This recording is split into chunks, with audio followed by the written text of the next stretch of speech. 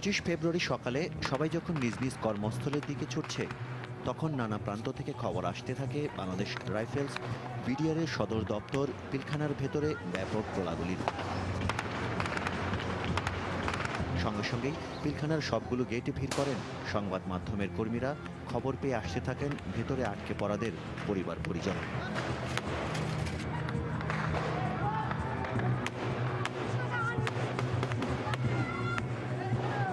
কিন্তু পিলখানার ভেতরে ঠিক কি ঘটছে তা জানার কোনো উপায় ছিল না তখন। প্রচণ্ড গোলাগুলির শব্দে কেবল অনুমান করা যাচ্ছিল ভয়ঙ্কর কিছু একটা ঘটে চলেছে সেখানে। সময়ের সাথে সাথে বাড়তে থাকে গোলাগুলির তীব্রতা। পিলখানার সদর